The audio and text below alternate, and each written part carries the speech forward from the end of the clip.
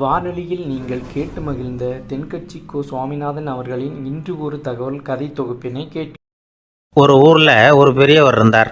அவர் ஒரு குரு. அவர் தொடர்ந்து தியான கூட்டங்கள் நடத்துவார். அந்த கூட்டத்தில் கலந்துக்கிறதுக்காக பல ஊர்களிலேருந்து சீடர்கள் நிறைய பேர் வருவாங்க போவாங்க. ஒரு நாள் அங்கே கூட்டம் நடந்துக்கிட்டு இருக்குது. அந்த சமயத்தில் சீடர்களில் ஒருத்தன் என்னத்தையே திருடி விட்டான். மற்ற சீடர்கள் அதை கவனிச்சுட்டாங்க. இவன் ஆப்பிட்டுக்கிட்டான். கூட்டம் முடிஞ்ச பிற்பாடு இவன் திருடின விஷயத்தை அந்த பெரியவர்கிட்ட போய் சொன்னாங்களாம். அவர் கவனத்துக்கு கொண்டுகிட்டு போனாங்க. ஆனால் அவர் இதை காதிலே போட்டுக்கல, கண்டுக்கவே இல்லை. போய் சொன்ன சீடர்களுக்கெல்லாம் ஏமாத்தமாக போயிட்டுது. என்ன இது, இவ்வளவு தூரம் நாம் கண்டுபிடிச்சி போய் சொல்கிறோம், அவர் கண்டுக்கவே மாட்டேங்கிறாரே அப்படின்னு ஒரு மாதிரி ஆகிட்டாங்க. இருந்தாலும் அதை பற்றி ஒன்றுமே சொல்லிக்கல, பேசாமல் இருந்துட்டாங்க. கொஞ்ச நாள் ஆச்சு. அதே ஆள் மறுபடியும் ஒரு திருட்டில் மாட்டிக்கிட்டான். சீடர்கள் மறுபடியும் அந்த குருக்கிட்ட விஷயத்தை சொன்னாங்க. அவர் அப்பவும் வழக்கம் போல் சும்மாவே இருந்துட்டார்.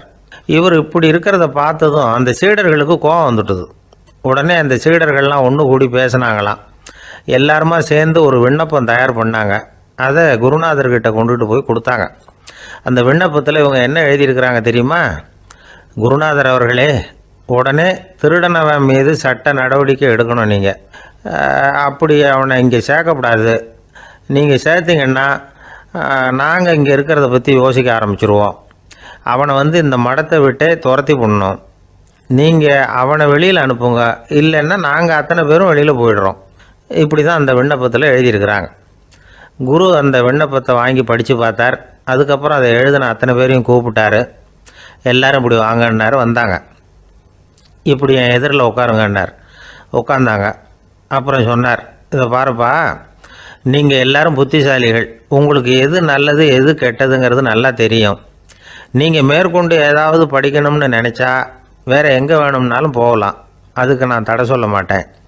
ஆனால் உங்களால் குற்றம் சாட்டப்பட்ட அவன் இருக்கானே, அவன் எப்படின்னா அவனுக்கு எது நல்லது எது கெட்டதுங்கிறதெல்லாம் தெரியாது.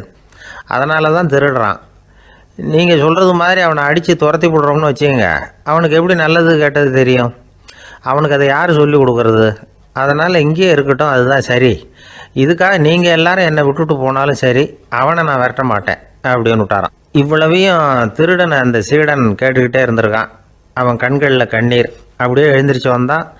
குரு காலில் விழுந்தான். அவன் கண்ணீரில் அவனது தீமை கழுவப்பட்டது அப்படிம்பாங்க. அதாவது சீடர்களுக்கு அந்த குருவோட பெருமை அப்போ தான் புரிஞ்சுதான். ஒரு நல்ல ஆசிரியர் இருக்காருன்னு வச்சுங்க, நல்லா படிக்கிற பையனுக்கு தான் பாடம் சொல்லி கொடுப்பேன்னா அது என்ன பெரிய விஷயமா? மோசமாக படிக்கிறவனையும் மாற்றி காட்டுறேங்கிறது தான் பெருமை. இந்த காலத்து குரு ஒருத்தர் ஒரு ஆசிரமம் வச்சு நடத்திட்டு வந்தார். நிறைய பேர் தினம் வருவாங்க போவாங்க. ஒரு நாள் ஒருத்தன் வந்தான். அந்த குரு முன்னாடி போய் நின்னான். ஐயா, என்ன உங்கள் சீடனாக ஏற்றுக்கணும்னா.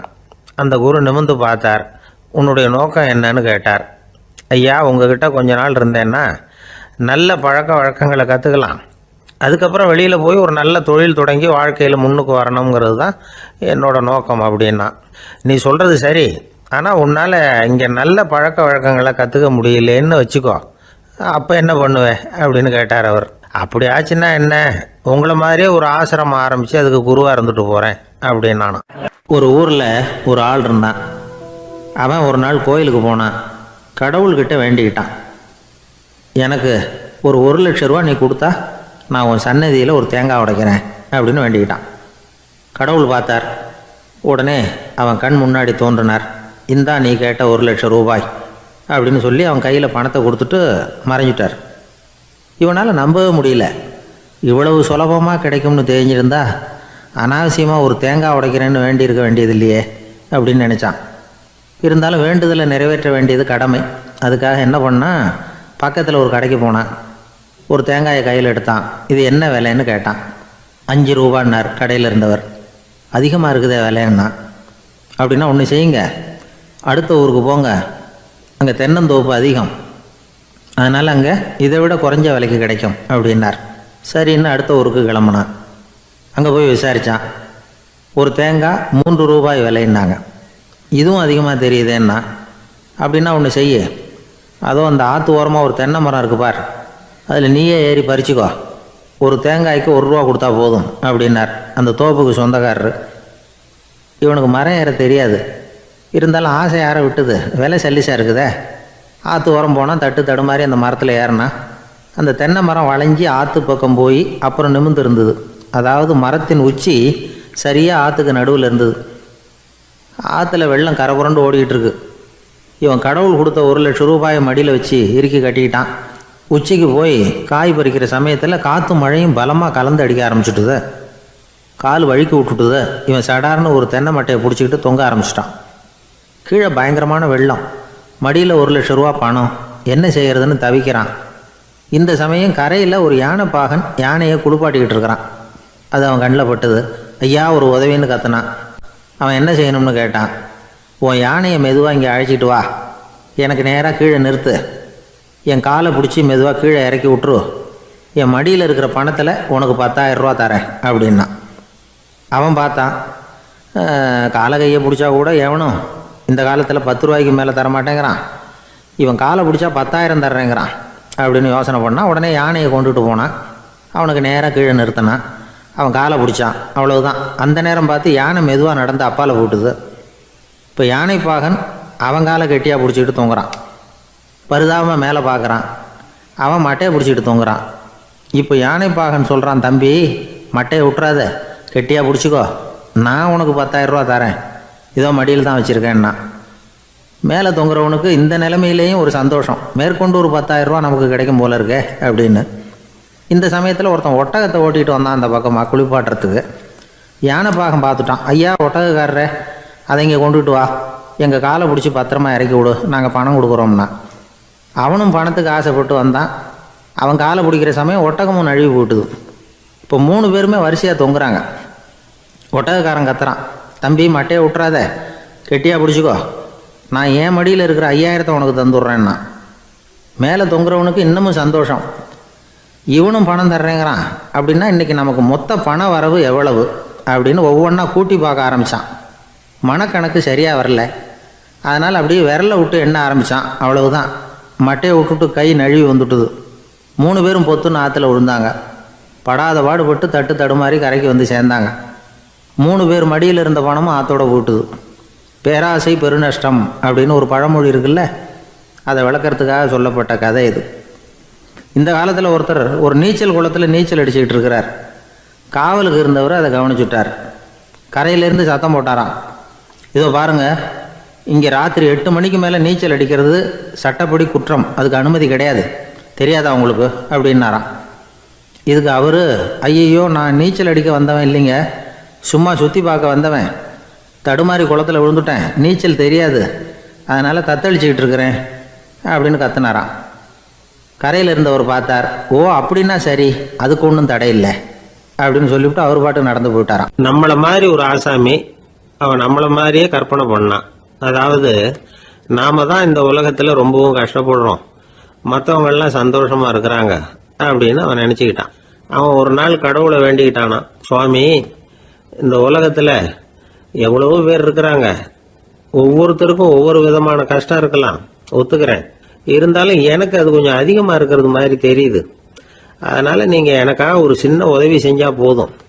அது வேற ஒன்றும் இல்லை, என்கிட்ட இருக்கிற துயரங்களை இன்னொருத்தர் யாருக்கிட்டையாவது கொடுத்துருங்க, அவர்கிட்ட இருக்கிற துயரங்களை என்கிட்ட மாற்றி கொடுத்துருங்க, ஒரு மியூச்சுவல் டிரான்ஸ்ஃபர், அவ்வளவுதான், அப்படி பண்ணிவிட்டா போதும் அப்படின்னு வேண்டிக்கிட்டானான். அன்னைக்கு ராத்திரியே அவன் ஒரு கனவு கண்டிருக்கான். வானத்திலிருந்து ஒரு குரல் கேட்டிருக்கு. அது என்ன சொல்லிச்சு தெரியுமா? ஏ ஜனங்களே, எல்லாரும் அவங்கவுங்க கஷ்டங்களை ஒரு பையில போட்டு எடுத்துக்குங்க, அப்படி எடுத்துக்கிட்டு நேராக இந்த ஊர் எல்லையில் இருக்கிற கோயிலுக்கு வந்து சேருங்க அப்படின்னு அந்த குரல். ஆஹா, கடவுள் நம்ம பிரார்த்தனைக்கு செவி சாய்ச்சுட்டார் அப்படின்னு சந்தோஷப்பட்டான் இவன். உடனே என்ன பண்ணான், தன்கிட்ட இருந்த கஷ்டத்தையெல்லாம் ஒரு சாக்கு பையில போட்டு எடுத்துக்கிட்டான். வீட்டை விட்டு வெளியில வந்தான். தெருவில் இறங்கி நடக்கிறான். அங்க பார்த்தா ஏகப்பட்ட பேர் ஆளுக்கு ஒரு பைய தூக்கிக்கிட்டு கோயிலுக்கு போயிட்டு இருக்கிறாங்க. சில பேர் மூட்டையா கட்டி தலையில சுமந்துக்கிட்டு போயிட்டு இருக்கிறாங்க. இவன் பார்த்தான். இவனுக்கு ரொம்ப ஆச்சரியமா இருந்தது. ஏன்னா எல்லாரும் வச்சிருக்கிற பை இவன் பைய விட பெருசா இருந்தது.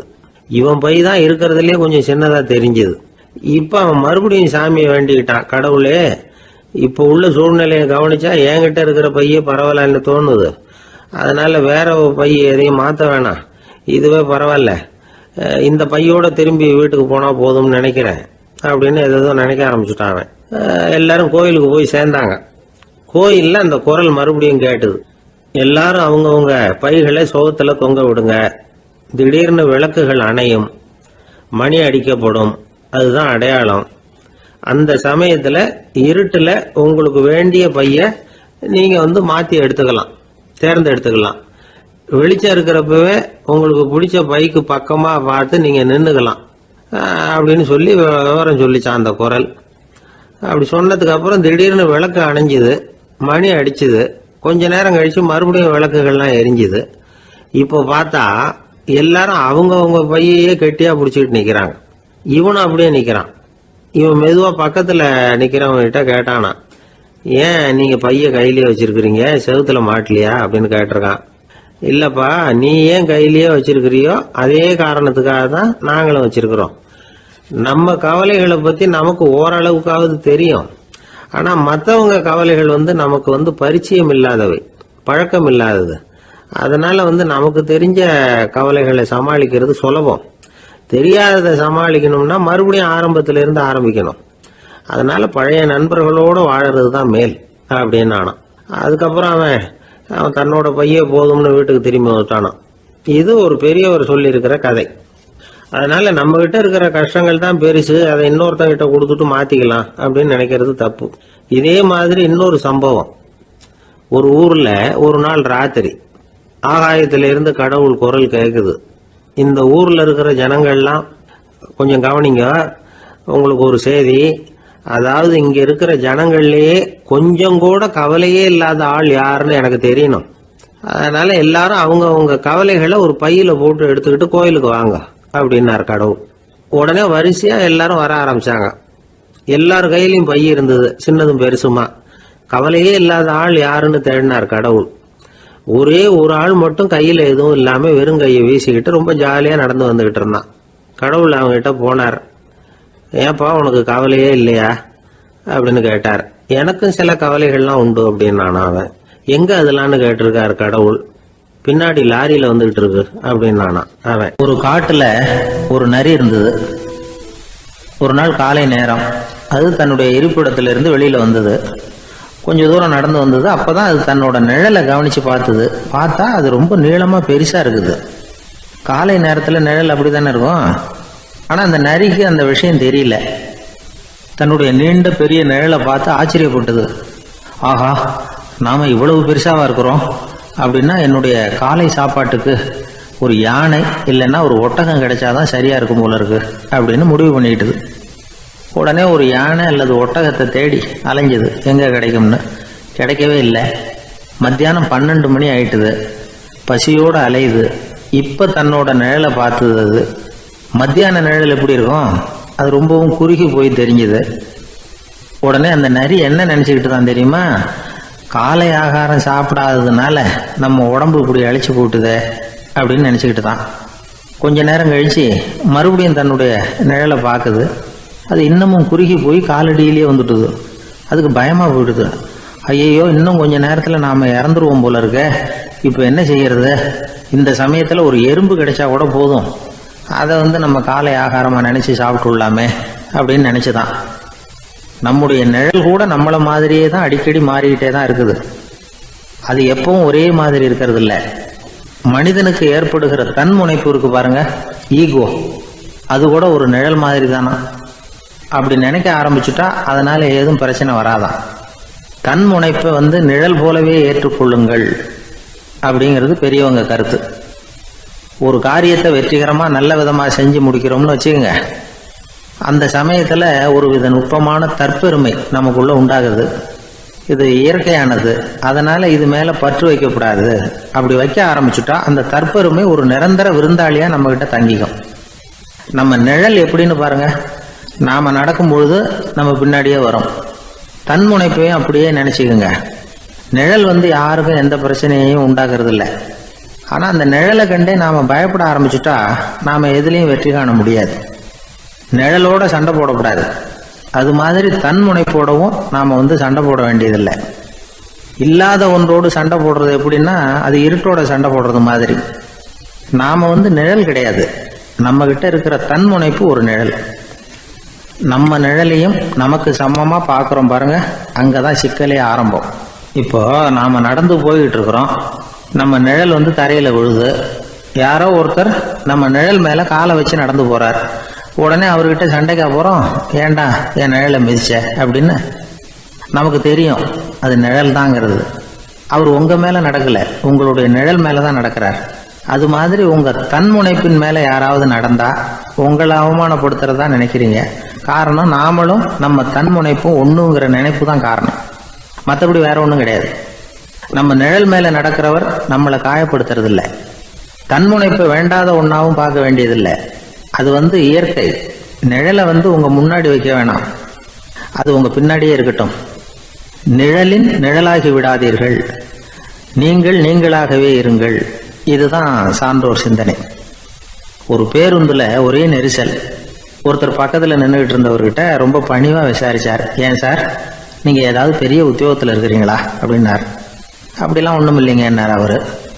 அப்படின்னா வேற ஏதாவது அரசியலில் பெரிய பதவியில் இருக்கிறீங்களா அப்படின்னு கேட்டார். அதுவும் இல்லைங்கன்னார். சரி பணமாவது அதிகமாக வச்சுருக்கீங்களா அப்படின்னு கேட்டார். அப்படிலாம் ஒன்றும் கிடையாது சார்னார் அவர். அப்புறம் எதுக்குடா என் காலை மிதிச்சுக்கிட்டு இருக்கிற, எடுறா காலை அப்படின்னாராம் இவன். ஒருத்தன் வேகமாக ஓடி வந்தான். ஏப்பா அப்படி தலை தெறிக்க ஓடி வர்றேன்னு கேட்டேன். பின்னாடி துரத்திக்கிட்டு வருது சார் அப்படின்னா.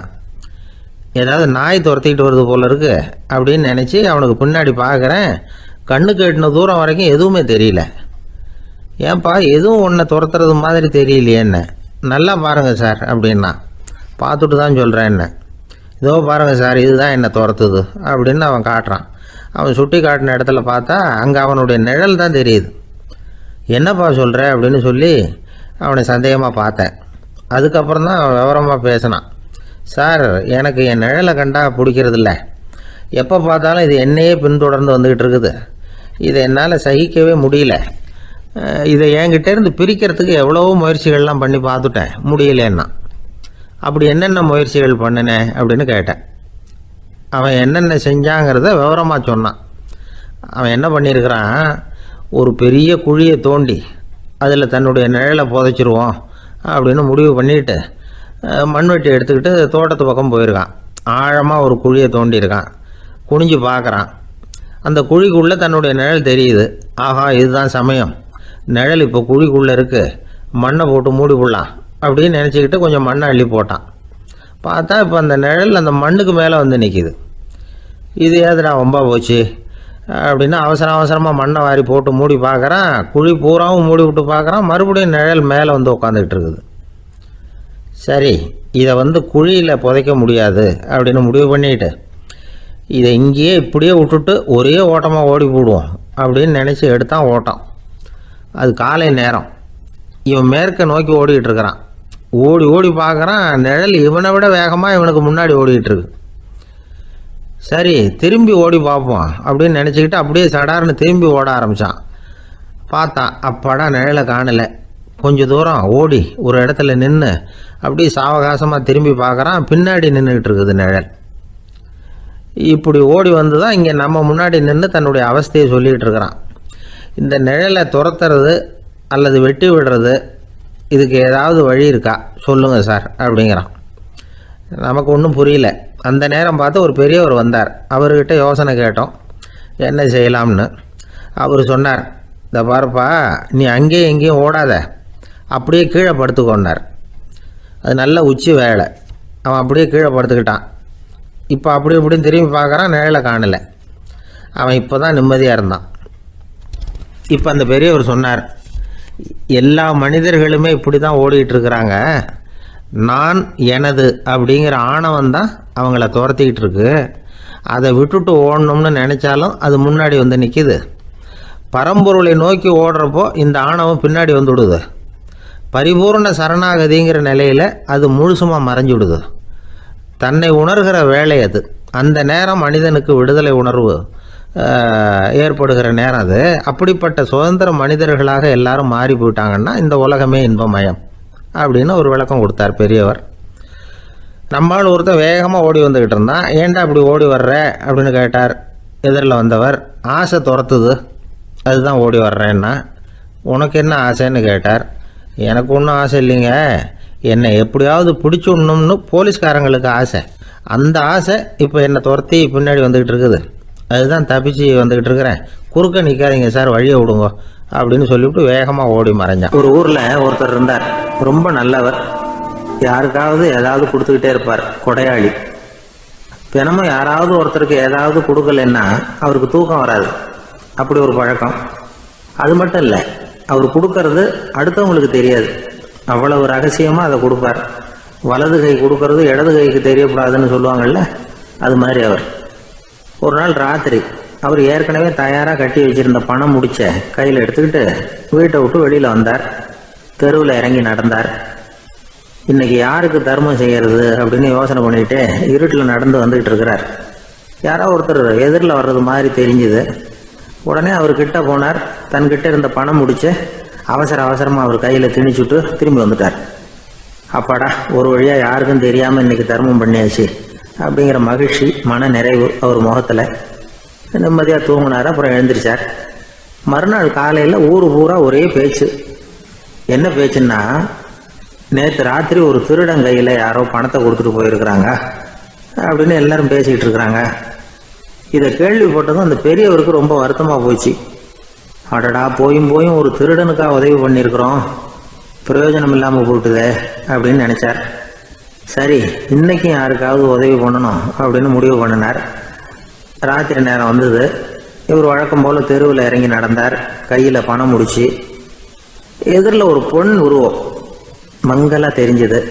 இவர் உடனே அந்த பெண்கிட்ட பணத்தை கொடுத்துட்டு திருப்தியாக திரும்பி வந்துட்டார். மறுநாள் காலையில் ஊர் பூரா என்ன பேசிக்கிட்டாங்க தெரியுமா? நேற்று ராத்திரி நெறி தவறி நடக்கிற ஒரு பெண்ணின் கையில் யாரோ பணத்தை வச்சுட்டு போயிருக்கிறாங்க அப்படின்னு எல்லாரும் பேசிக்கிறாங்க. அடடா, இன்னைக்கும் தவறுதலாக நடந்து போச்சு அப்படின்னு ஒரு வருத்தப்பட்டார். இருக்கட்டும், இன்னைக்கும் ஏதாவது தர்மம் பண்ணுவோம் அப்படின்னு நினச்சிக்கிட்டாரு. 3வது நாள் ராத்திரியும் புறப்பட்டார். இப்பவும் எதிரில் ஒருத்தர் வந்தார். இவர் பணத்தை கொடுத்தார், திரும்பி வந்துட்டார். மறுநாள் மக்கள் என்ன பேசிக்கிட்டாங்கன்னா, நேற்று ராத்திரி ஒரு செல்வந்தர் கையில் யாரோ பணத்தை கொடுத்துட்டு போயிருக்கிறாங்க அப்படின்னு பேசிக்கிட்டாங்களாம். அவருக்கு ரொம்ப வருத்தமாக போட்டுது. என்ன இது, தினம் இப்படி ஆகிக்கிட்டு இருக்குதே அப்படின்னு நினச்சிக்கிட்டே படுத்து தூங்கினார். அன்னைக்கு ராத்திரி ஒரு கனவு. அந்த கனவுல இறைவன் வந்து சொன்னாராம், இதை பாருப்பா, நீ கொடுத்த தர்மம் வீணா போயிடல. உன்கிட்ட பணம் வாங்கின அந்த திருடன் திருந்திட்டான், அந்த பொண்ணும் திருந்திட்டா, அந்த செல்வந்தனும் கொடையாளி ஆயிட்டான், எல்லாருக்கும் உதவி பண்ண ஆரம்பிச்சுட்டான் அப்படின்னு சொன்னாராம். இந்த கதையை சொன்னவர் யாருன்னா நபிகள் நாயகம். இதில் உள்ள கருத்து என்னன்னா, நல்ல மனசோட தர்மம் பண்ணுனா அது வீணா போறதில்லை. இன்னொரு கருத்து, தர்மம் வந்து தன்னை மட்டுமல்ல அடுத்தவங்களையும் தீமையிலிருந்து காப்பாற்றும். இதுதான் நாம புரிஞ்சுக்க வேண்டியது. இந்த காலத்திலையும் இது மாதிரி சில சம்பவங்கள் நடக்கிறது உண்டு. ஒரு பெரியவர் இருட்டில் நடந்து வந்துகிட்டு இருந்தாரு. எதிரில் வந்த ஒருத்தன் வலுக்கட்டாயமாக ஒரு கையை பிடிச்சி ஒரு பண முடிப்பை கொடுத்து வச்சுக்க சொல்லிவிட்டு விலகி போயிட்டான். பெரியவருக்கு ஆச்சரியம். இந்த காலத்திலையும் இப்படி வலது கை கொடுக்கறது இடது கைக்கு தெரியக்கூடாதுன்னு நினைக்கிற கொடையாளிகள் உண்டு போல இருக்கு அப்படின்னு யோசனை பண்ணிக்கிட்டே நடந்தார். கொஞ்சம் தூரம் போயிருப்பாரு. அதுக்குள்ள அதே ஆள் திரும்பி வந்தான். கொடுத்த பண முடிப்பை திருப்பி கொடுங்க அப்படின்னு கேட்டு வாங்கிட்டான். இவருக்கு ஒன்றும் புரியல.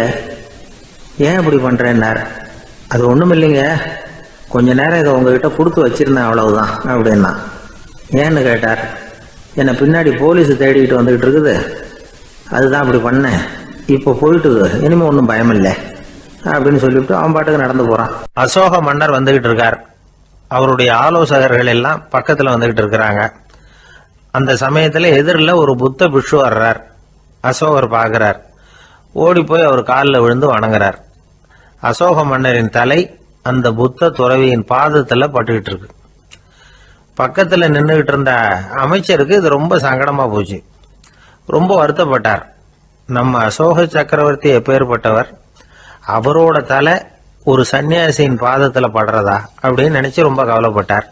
அரண்மனைக்கு திரும்பினதும் அமைச்சர் மெதுவா ஆரம்பிச்சார். அரசே, எனக்கு ரொம்ப வருத்தமா இருக்குது அப்படின்னார். எதுக்குன்னார் மன்னர். அசோக சக்கரவர்த்தியின் தலை, அதாவது அந்த சிரம், ரொம்ப மதிப்புமிக்க ஒன்று. அது ஒரு சன்னியாசியின் காலில் படலாமா அப்படின்னார். அசோகர் பதில் சொல்லல, சிரிச்சார், போயிட்டார். அதுக்கப்புறம் ஒரு சரியான சந்தர்ப்பத்துக்காக காத்துக்கிட்டு இருந்தார். ஒரு நாள் அமைச்சரை கூப்பிட்டார். எனக்கு 3 தலைகள் வேணும் அப்படின்னார். சொல்லுங்க, கொண்டுகிட்டு வரேன் அப்படின்னார் அமைச்சர். அசோகர் சொன்னார், முதல்ல எனக்கு தேவையானது ஒரு ஆட்டின் தலை, 2வது ஒரு புலியின் தலை, 3வது ஒரு மனிதனின் தலை. இதுதான் அசோகர் கேட்டது. எங்க இருந்தாலும் கொண்டு வாங்கன்னார். அமைச்சர் புறப்பட்டார். ஆட்டுத்தலை புலித்தலை கிடைச்சிட்டுது. அப்புறமா ஒரு சுடுகாட்டுக்கு போய் ஒரு மனித தலையும் சேகரம் பண்ணிட்டு ராஜா கிட்ட வந்துட்டார்.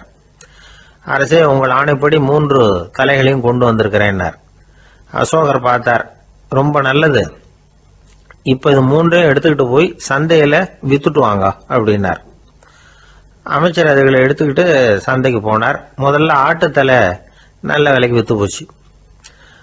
நல்ல விலை கொடுத்து வாங்கிட்டு போட்டாங்க. அடுத்தபடியா புலி தலைய ஒருத்தர் வாங்கிட்டார். அதை பாடம் பண்ணி வீட்டில் மாட்டி வைக்கலாமே அப்படின்னு நினைச்சு அதையும் வாங்கிட்டு போட்டார். மனித தலையை மட்டும் வாங்குறதுக்கு யாரும் முன் வரல. எல்லாரும் அதை பார்த்துட்டு விலகி போக ஆரம்பிச்சாங்க. அமைச்சர் திரும்பி வந்தார். அரசே, இந்த தலையை மட்டும் யாரும் வாங்க மாட்டேங்கிறாங்க அப்படின்னார். சரி, பரவாயில்ல, இதை இலவசமாவே எனாமாவே யாருக்கிட்டையாவது கொடுத்துட்டு வந்துருங்க அப்படின்னார். அமைச்சர் மறுபடியும் சந்தைக்கு போனார். இதை இலவசமா தரேன், இதை வாங்கிக்கோங்க அப்படின்னார். அப்பவும் அதை யாரும் வாங்கிக்கிறதுக்கு தயாரா இல்லை. மறுபடியும் திரும்பி வந்து மன்னர்கிட்ட விவரத்தை சொன்னார். இப்போ மன்னர் சொல்றார், அமைச்சரே, உயிர் இருக்கிற வரைக்கும் தான் இந்த தலைக்கு மதிப்பு. ஜீவன் போனதுக்கு அப்புறம் அதோட மதிப்பும் போயிடுது. அதனால மதிப்பு இருக்கும் பொழுதே பெரியவர்கள் பாதம் பணிந்து அந்த புனிதத்தை பெற்றுக்கொள்ளணும் அப்படின்னார். பணிவுங்கிறது வேற, அடிமைத்தனம்ங்கிறது வேற. பெரியவர்களை பணிவது நமக்கு பெருமை தரக்கூடிய விஷயம். இதை மனசுல வச்சுக்கிட்டு எப்போ காலில் விழணும், எப்போ காலில் விழக்கூடாது அப்படிங்கிறத முடிவு பண்ணிக்கணும். ஒரு சாதாரண ஆள் நடந்து வந்துகிட்டு இருந்தார். எதிரில் வந்த ஒரு பெரிய மனுஷன் ஓடி போய் அவர் காலில் விழுந்து தன்னுடைய தலையை அவர் பாதத்தில் கொண்டு போய் வச்சார். கொஞ்ச நேரம் கழிச்சு எழுந்திரிச்சு வந்துட்டார். வந்த பிறகு இவரை கேட்டேன், ஏன் திடீர்னு ஓடி போய் அந்த ஆளு காலில் விழுந்தீங்க அப்படின்னு. அவர் போட்டிருக்கிறது என்னோட காணாம போன செருப்பான்னு கண்டுபிடிக்கிறதுக்காக அப்படி விழுந்தேன் அப்படின்னார். எனக்கு வாழ்க்கையில ஒரே ஒரு ஆசை தான் சார் அப்படின்னார் ஒருத்தர். அது என்னன்னு கேட்டேன். ஆசைகளை ஒழிச்சுடணுங்கிறது தான் என்னோட ஆசை அப்படின்னார். இப்படி ஆசைகளை ஒழிக்க வேண்டும் அப்படிங்கிறதையே ஒரு ஆசையாக கொள்றது அபத்தம் அப்படிங்கிறார் ஒரு பெரியவர். இது மாதிரி ஆசைகளை ஒழிக்க ஆசைப்பட்டா அந்த நோக்கம் நிறைவேறாதான். அந்த முயற்சியால் புதுசாக சில துன்பங்கள் தான் சேருமா. அதில் புதுசாக ஒரு ஆசை தலை தூக்கும் அப்படிங்கிறார் அவர். ஆசைகளை தானாக விழ வச்சுடலாம். அதுக்கு வழி என்ன தெரியுமா? எந்த ஒரு ஆசையையுமே பூரணமாக நிறைவேற்றி கொள்ள முடியாதுங்கிறத உணரணும். அதை உணர்ந்தால் ஆசைகள் தானாக விழுந்துடும். அதை விட்டுட்டு ஆசைகளை விட்டுடணுங்கிறதையே ஒரு ஆசையாக வச்சுக்கிட்டு அதுக்காக கடுமையாக முயற்சிகளையும் செஞ்சுக்கிட்டு நான் ஆசைகளை விட்டுட்டு ஞானோதயம் அடையிறதுக்கு கடுமையாக முயற்சி பண்ணிகிட்டு இருக்கிறேன் சார் அப்படின்னு சொல்லிக்கிட்டு இருந்தால் எந்த காலத்துலேயும் ஞானோதயம் வரப்போகிறதில்லை. அதுக்கு பதிலாக துன்பந்தான் சேரும் அப்படிங்கிறது அவரோட கருத்து. எந்த ஒரு ஆசையையும் பூரணமாக நிறைவேற்றி கொள்ள முடியாது அப்படிங்கிறத உணரணும். ஒரு ராஜா, அவர் மனசில் அமைதி இல்லை, எப்பவும் கஷ்டப்பட்டுக்கிட்டே இருந்தார். இந்த துன்பத்தை போக்குறதுக்கு பல வழிகளில் என்னென்னமோ முயற்சியெல்லாம் பண்ணி பார்த்தார். ஒன்றும் சரியாக வரல. கடைசியாக ஒரு காரியம் பண்ணார். அதாவது ஒரு வேதாந்தியை தேடிட்டு போனார். அவரை பார்த்து கேட்டார், ஐயா, என்னுடைய துன்பங்கள்லேருந்து நான் விடுபடணும், அதுக்கு சுலபமாக ஏதாவது ஒரு வழி இருந்தால் சொல்லுங்களேன் அப்படின்னு கேட்டுக்கிட்டார். அதுக்கு அந்த வேதாந்தி சொன்னார், அதுக்கு ஒரு வழி சொல்கிறேன், அது மாதிரி செய். அதாவது உன்னுடைய ராஜ்யத்துக்குள்ள போதுங்கிற மனசோட வாழ்கிற ஒருத்தனை கண்டுபிடிக்கணும். அப்படி கண்டுபிடிச்சி அவனுடைய சட்டையை வாங்கி நீ போட்டுக்கணும். அப்படி போட்டுக்கிட்டா உன்னுடைய துன்பம் தீர்ந்துரும் அப்படின்னார். உடனே ராஜாவுக்கு ரொம்ப மகிழ்ச்சி. அரண்மனையில் இருந்த அத்தனை பேரையும் ஆளுக்கு ஒரு பக்கமாக அனுப்புனார், தேட சொன்னார். போதுங்கிற மனசுடைய ஒருத்தனை கண்டுபிடிச்சி கொண்டுகிட்டு வாங்க அப்படின்னார். எங்கெங்கேயோ தேடி கடைசியாக ஒரு ஆளை கண்டுபிடிச்சாங்க. அவன் போதுங்கிற மனசோடு இருக்கிறவன் தான். ஆனால் அவன்கிட்ட சட்டை எதுவும் இல்லை. இடையில கட்டியிருக்கிற துண்டே போதுங்கிற மனசோடு அவன் வாழ்ந்துக்கிட்டு இருக்கிறான். சட்டை இருந்தாவில் ராஜா வாங்கி மாட்டிக்க முடியும். அந்த வேதாந்தி ஏன் அப்படி சொன்னாருங்கிறதுக்கான அர்த்தம் இப்போ தான் ராஜாவுக்கு புரிஞ்சுதான். இது வரைக்கும் சொன்னதெல்லாம் ஞான மார்க்கத்தை தேடிக்கிட்டுறவனுக்கான உள்ள தகவல். இப்போ இன்னைக்கு இளைஞர்கள் இதை கேட்டுவிட்டு நமக்கு ஆசையே வேணாம் அப்படின்னு முடிவு பண்ணிவிட்டா வாழ்க்கையில் முன்னேறவே முடியாது. நம்முடைய முயற்சிக்கு ஆசை தான் தூண்டுகோல். அதனால் இந்த ஆசையையும் அந்த ஆசையையும் போட்டு குழப்பிக்க கூடாது.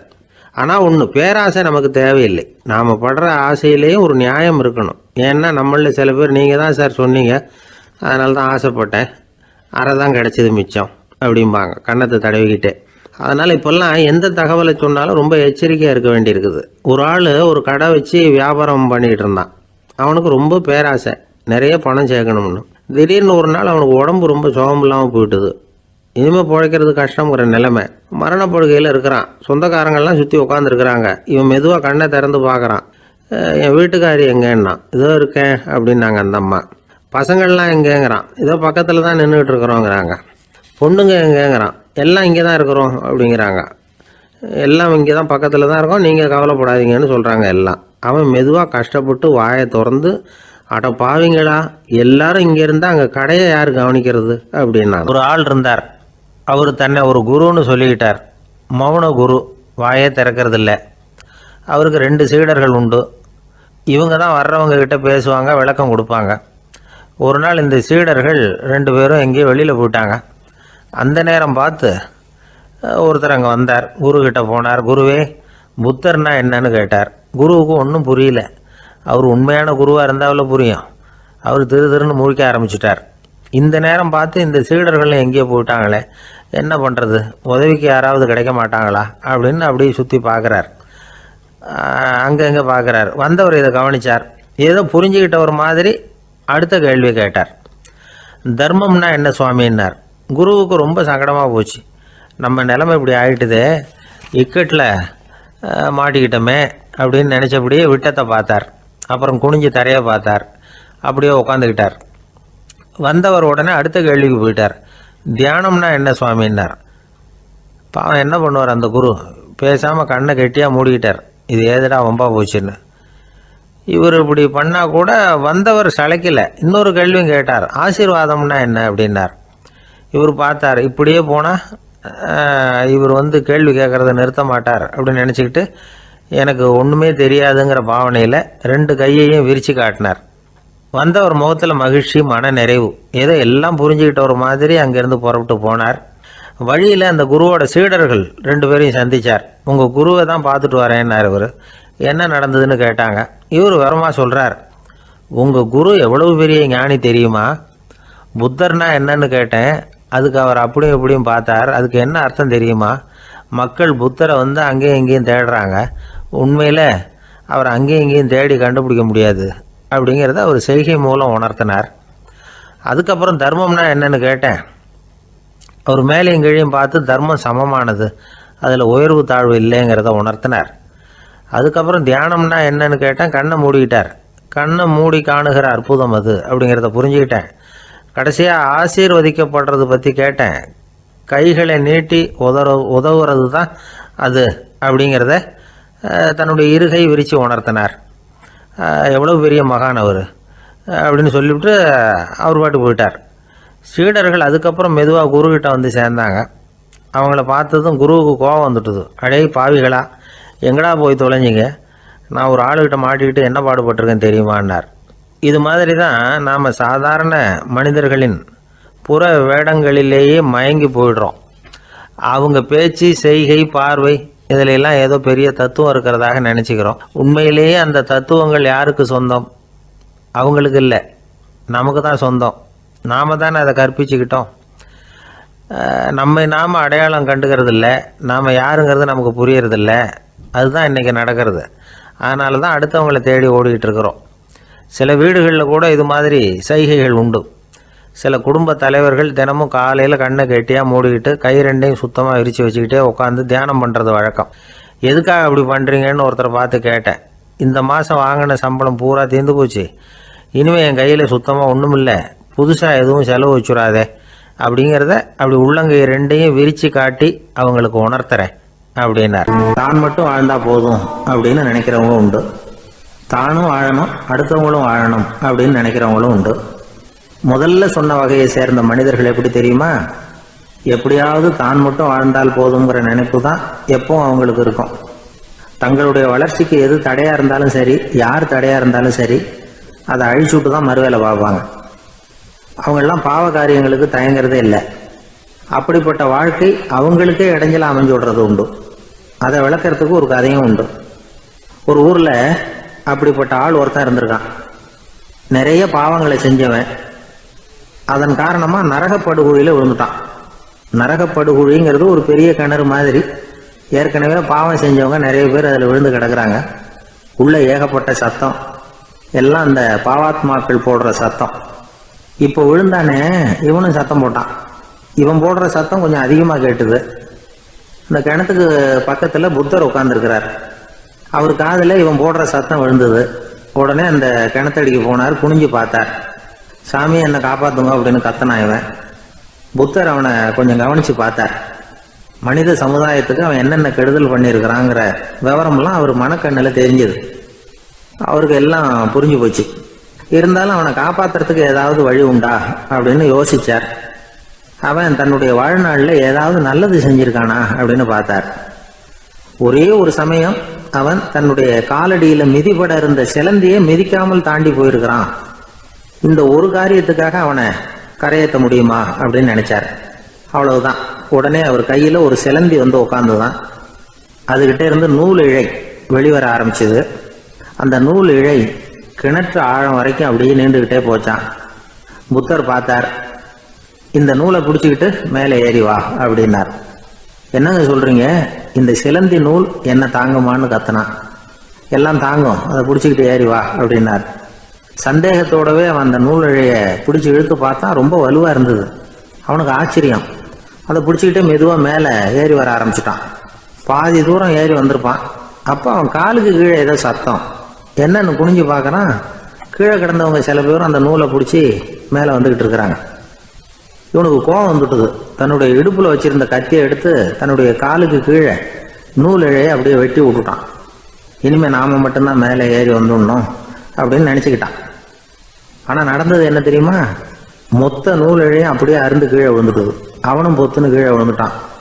மறுபடியும் கத்த ஆரம்பிச்சுட்டான். ஏற்கனவே அவன் செஞ்சிருந்த ஒரு சிறு கருணை அந்த நூல் இழைக்கு உறுதியை கொடுத்தது. இப்போ அவன் செஞ்ச பாவம் அந்த நூல் இழைய வலுவிழக்க செஞ்சுட்டுது.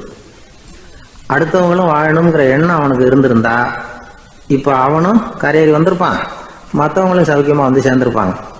அதனால நாமும் வாழணும், அடுத்தவங்களும் வாழணும் அப்படின்னு நினைக்கிறவன் வாழ்க்கையில சீக்கிரம் முன்னுக்கு வந்துடுவான். ஒருத்தன் ஒரு டாக்டர் கிட்ட போனான். மருந்து வாங்கினான். வாங்கி கொண்டாந்து பேசாம வச்சுட்டான், சாப்பிடல. அப்புறம் எதுக்காகப்பா போய் அவர்கிட்ட மருந்து வாங்கினேன் அப்படின்னு கேட்டாங்க. டாக்டர் வாழணும் இல்லையா, அதனாலதான் அப்படின்னா. அவர் கொடுத்த மருந்தை நீ ஏன் சாப்பிடல அப்புறம் அப்படின்னு கேட்டாங்க. நான் வாழணும் இல்லையா, அதுக்காக தான் அப்படின்னா. அவர் ஒரு பெரிய குடும்பத்துல பிறந்தவர். இருக்கிற சொத்துக்கள் எல்லாத்தையும் வாரி வழங்கி விட்டு காட்டுக்கு புறப்பட்டார் தவம் செய்யறதுக்காக. இருந்தது ஊராவும் கொடுத்துட்டார். இனிமே எதுவுமே இல்லை கொடுக்கறதுக்கு. அப்போ கடைசியா ஒருத்தன் வந்து கையை நீட்டினானா. ஐயா ஏதாவது கொடுங்கன்னு இருக்கான். அவர் பார்த்தார். கட்டியிருக்கிற வேட்டியை தவிர வேற எதுவுமே இல்லை. 8 முழம் பட்டு வேட்டி ஜரிகை கரையோடு இருக்குது.